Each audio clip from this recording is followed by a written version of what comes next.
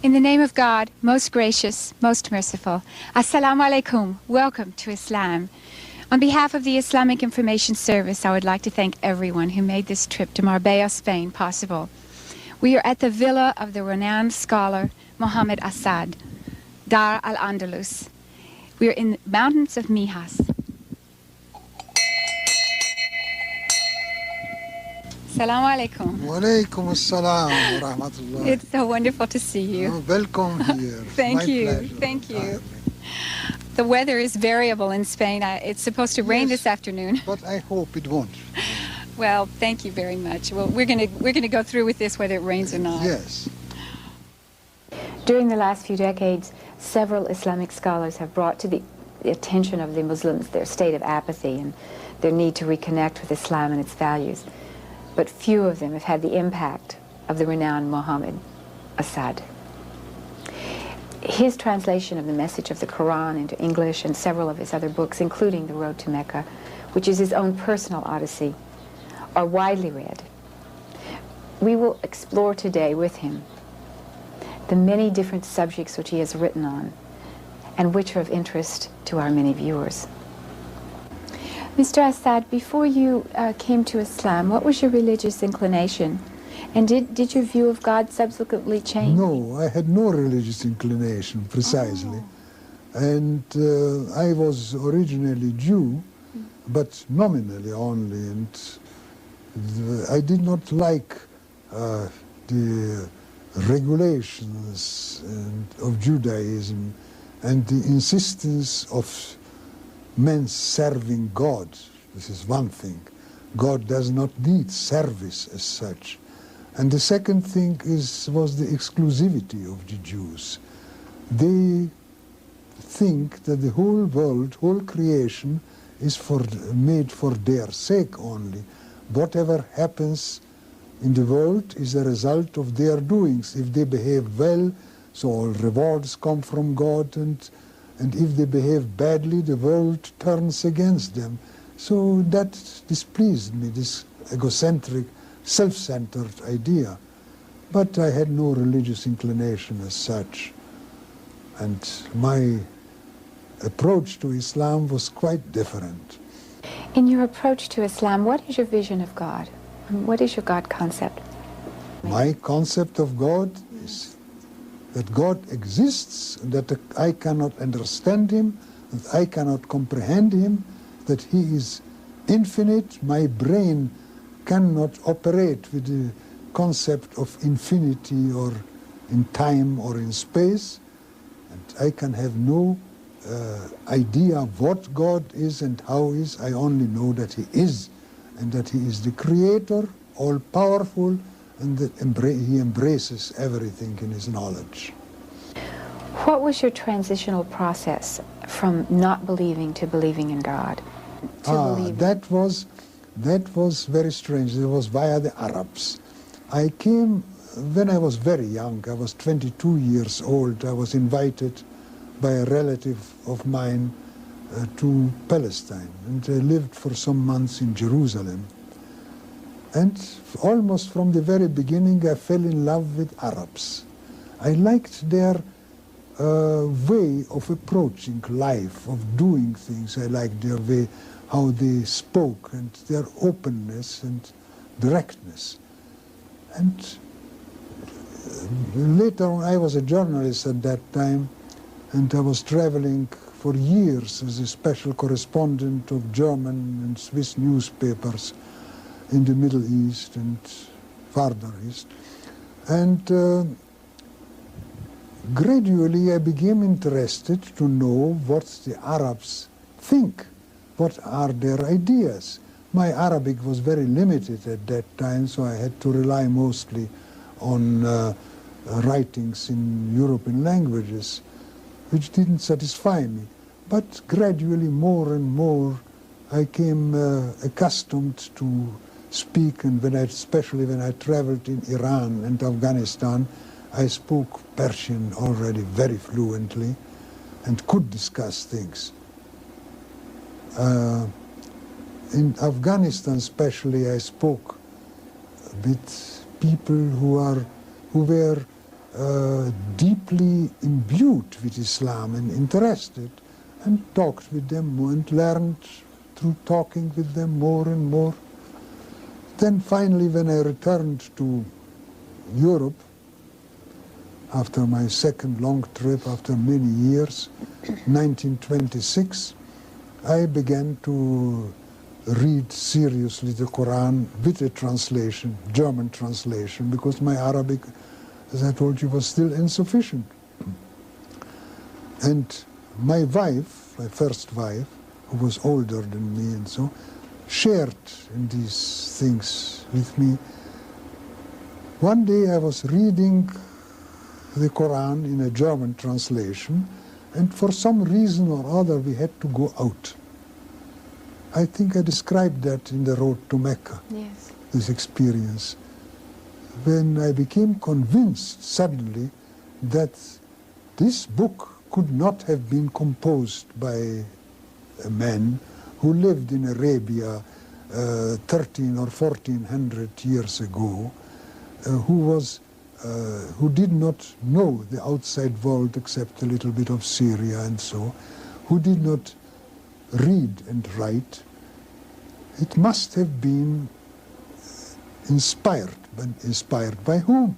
Inspired by God. And it became like a flash. I became convinced that the Quran is the word of God. What German translation was that? That was, I think, by Rickert. I don't know exactly, or Henning, or something like that. There are several German translations, none of them good, all biased, of course. They are made by Orientalists, Yes. and Orientalists, as you know, are descendants of missionaries. The Orientalist science in the West was developed by missionaries in the Middle Ages in order to convert Muslims to Christianity. So Orientalists carry that weight with them to this day. They are improving gradually, but what I read in those days, 60 years ago, was not very good. But still it made quite an impression It on you. made an impression on me because the text was there and not their concept of Islam impressed me, but what they reproduced. And especially the Surah Al-Hakum Al-Takasuru, that impressed me enormously, because that is the picture of the world of today. Now, in our days, this takasur, striving for more and more, the lack of knowledge of what may happen later, and God's statement that you will see, you will find, you are in hell now. لو ترون الجحيم ثم لتسألن يومئذ لترون الجحيم ثم لترونها عين اليقين ثم لتسألن يومئذ عن النعيم. You see, now if you would look at it, you would see that you are in hell. But one day you will see it with the eye of certainty. And on that day you will be asked, what did you do with the boon of life?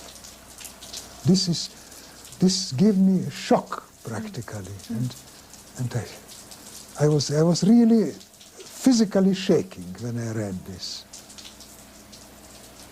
The Quran, which was pronounced 1400 years ago, shows the condition of society in our days. And nobody could have predicted that. What was the difference when you learned the Quran in Arabic? And what changes did it make in your perception? No, there were no changes. There was a deepening only. And I say, when I started working on my translation of the Quran, the message of the Quran, I thought the work would take me 2 years. And it took me 17 years. My goodness. Because every day I discovered more layers and more layers and more layers, one above the other, one under the other. And I became convinced that I know less of the Quran than I knew before, because I realized how much more is left which I don't understand yet, which I don't know. So this is, every time I'm thinking of my work, of my translation and commentary, I say, oh my God, I would like to restart it and improve it and do it deeper. Perhaps one day I will.